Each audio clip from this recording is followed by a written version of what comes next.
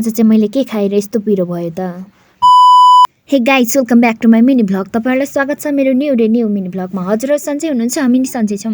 आज चाहिँ हाम्रो चटपटे खाने सल्लाह भयो अनि हामी चाहिँ चटपटेको सामानहरू रेडी गर्दैछौँ, किनकि मौसम पनि एकदम जाडो थियो नि त, त्यही भएर काँक्रा पनि लिएको। अझ काँक्रा किन्दा के भयो तपाईँहरूलाई थाहा छ? एउटा काँक्रा निकालेको ठ्याक्कै त्यही निकाल्नु बित्तिकै आधी केजी ल्याउनु थियो, ठ्याक्कै आधी केजी पुग्यो। वाउ! अनि त मैले चाहिँ काँक्रा काटेँ। अब कति लाउँदा ठिक हुन्छ भनेर अब धुनु नि त पर्यो, होइन र? मैले चाहिँ काँक्राहरू धुँदैछु। सफा त गर्नु पर्यो नि, होइन र? सफा गरेर धोएर खानु परेन र? फाइनली मैले चाहिँ धोइसकेर पनि यहाँ माथि आइसकेँ रुममा आएर चाहिँ अब आज गिलो चटपटे खाने हो नि त, त्यही भएर मसला त के भनौँ, त्यो पिठो कलर लाउनुलाई होइन, त्यहाँ घोल्नु परेन। अनि म चाहिँ घोल्दै थिएँ, कन्छी चाहिँ यताउति गर्दै थियो, नाच्दै पनि थिएँ नि।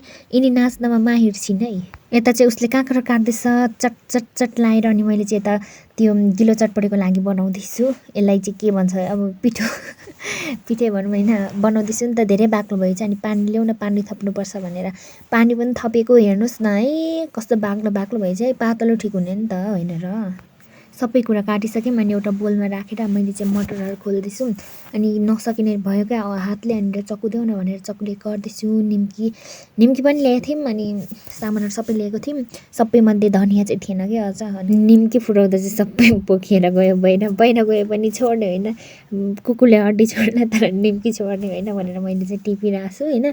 अब टिप्दै मुखमा एक दुईवटा लाएँ, खाएँ पनि मैले चाहिँ। अब भने हाम्रो चटपटे तयार हुन लाग्यो। मैले चाहिँ घोल्दैछु। यहाँ घोलिसके पछाडि मैले चाहिँ भाग लगाउँदा चाहिँ म चाहिँ बोलैमा खाने भएँ क्या। अनि कन्छी खाँदैछ, कस्तो भयो भनेको मिठो भयो भन्दैछ। हामीले चाहिँ चटपटे पनि खाइसक्यौँ। बोल मात्र हेर्न सक्नुहुनेछ। हात रातो न रातो। आजको मिनी भ्लग यति नै, बाई बाई।